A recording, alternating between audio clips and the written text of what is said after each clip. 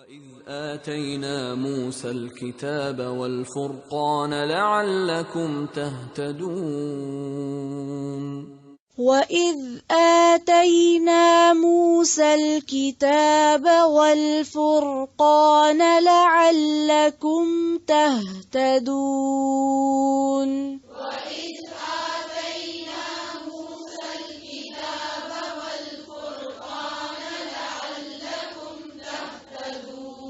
پھر سے وَإِذْ آتَيْنَا مُوسَى الْكِتَابَ وَالْفُرْقَانَ لَعَلَّكُمْ تَهْتَدُونَ ذال کو نرمی سے ادا کریں. وَإِذْ آتَيْنَا مُوسَى الْكِتَابَ وَالْفُرْقَانَ لَعَلَّكُمْ تَهْتَدُونَ. وَإِذْ اور جب آتینا دی ہم نے موسیٰ کو الکتابہ کتاب والفرقان اور فرقان لعلکم تاکہ تم تہتدون تم ہدایت پا جاؤ. وَإِذْ آتَيْنَا اور جب دی ہم نے موسیٰ علیہ السلام کو الکتاب یعنی تورات والفرقان فرقان کا روٹ ہے فے رے قاف فرق کرنے والی فرقان فرق کرنے والی الگ الگ کرنے والی. اس میں بھی آپ دیکھیے کہ فے سے ہی لفظ شروع ہو رہا ہے جیسے پیچھے بھی گزرا. تو فرق یعنی الگ الگ کرنا مراد ہے حق اور باطل کی تمیز کرنے والی. مراد اس سے کیا ہے؟ اس میں کئی آراء ہیں.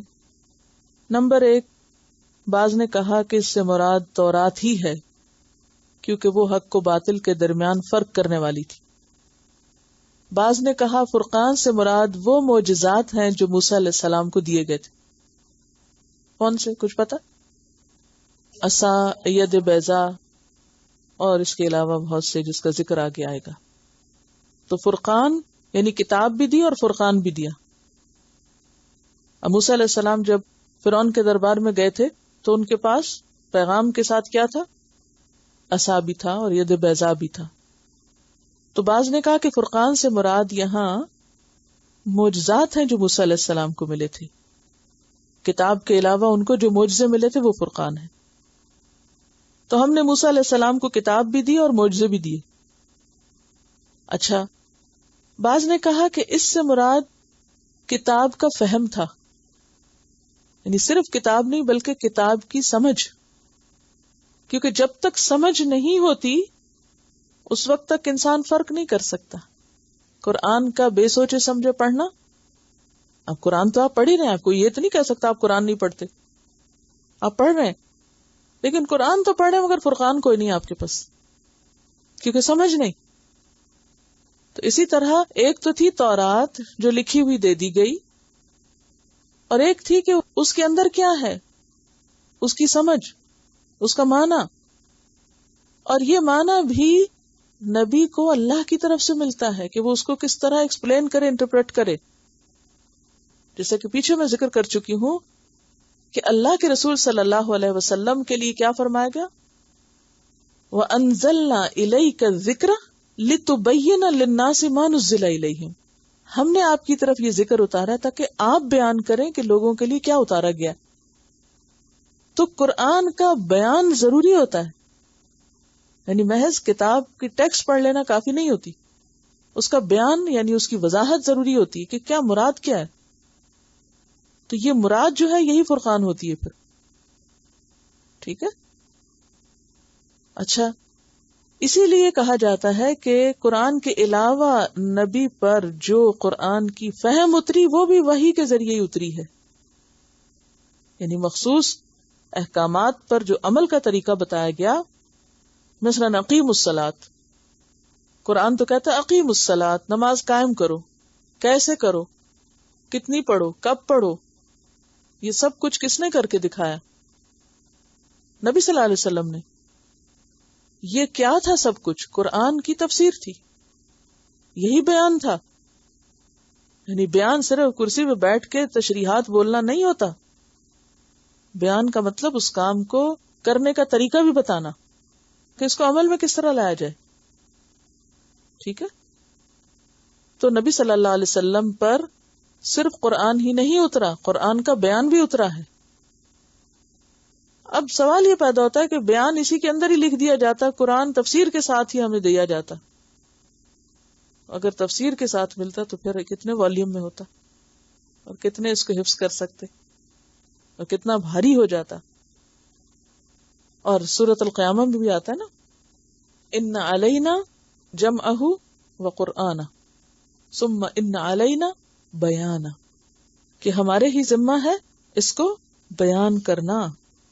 یعنی قرآن کا بیان بھی کس کے ذمہ ہے؟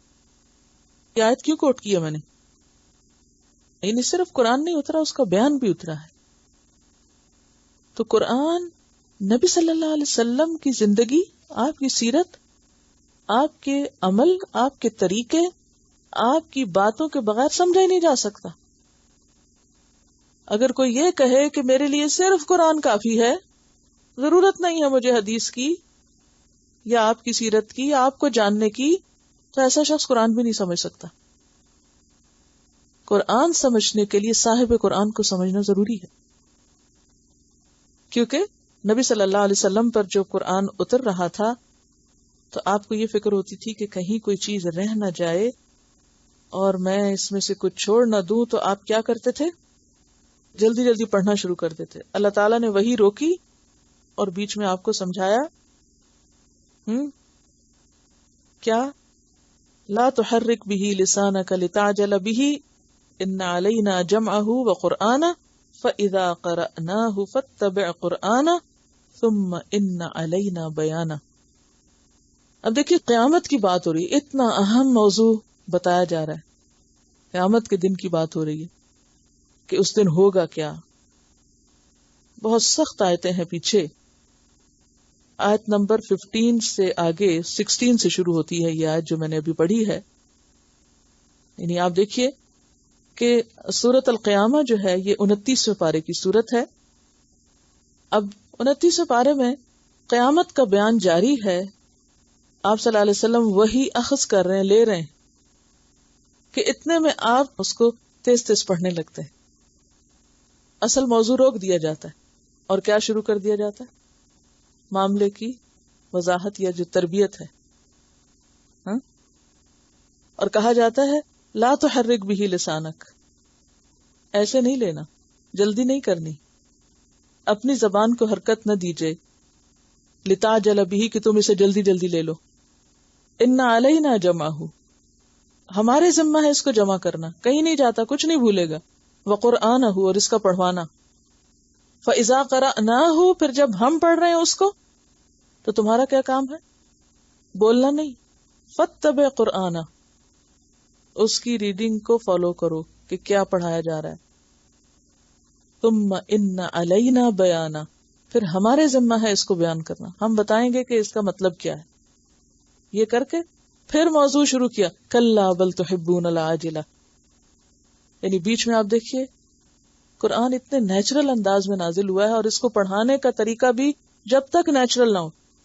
یعنی استاد کا کام صرف یہ نہیں کہ ٹیپ ریکارڈر آن ہو جائے اور پھر وہ آنکھیں بند کر کے کہ لوگ کیا کر رہے ہیں اور کیا نہیں کر رہے اور صرف بولتا چلا جائے. نہیں، یہ استاد کی ذمہ داری ہوتی ہے کہ وہ اس بات کو میک شور کرے کہ واقعی طالب علم پوری طرح لے رہے ہیں، ان کے لینے کا انداز درست ہے، اور پھر اس کو میک شور کرے کہ بات پوری پہنچائی جائے. ثم ان علینا بیانہ، اس کو پوری طرح واضح کر کے سمجھایا جائے. اس کے بغیر فرقان نہیں ملتا. قرآن تو مل جائے گا، فرقان نہیں ملے گا.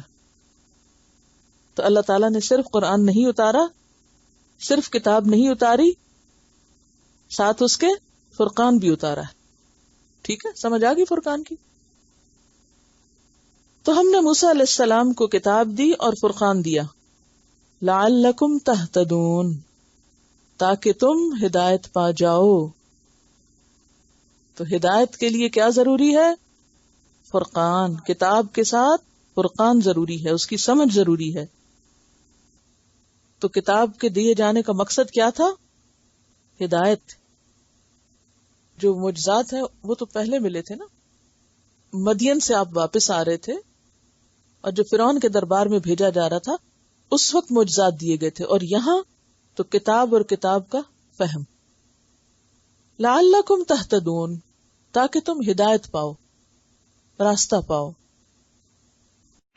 وَإِذْ، اور جب، آتینا، دی ہم نے، موسیٰ کو، الکتاب، کتاب، والفرقان، اور فرقان، لعلکم، تاکہ تم، تہتدون، تم ہدایت پا جاؤ. وَإِذْ آتینا، اور جب دی ہم نے، موسیٰ علیہ السلام کو، الکتاب یعنی تورات، والفرقان، فرقان کا روٹ ہے فے رے قاف، فرق کرنے والی. فرقان فرق کرنے والی، الگ الگ کرنے والی. اس میں بھی آپ دیکھیے کہ فے سے ہی لفظ شروع ہو رہا ہے، جیسے پیچھے بھی گزرا. تو فرق یعنی الگ الگ کرنا، مراد ہے حق اور باطل کی تمیز کرنے والی. مراد اس سے کیا ہے؟ اس میں کئی آراء ہیں.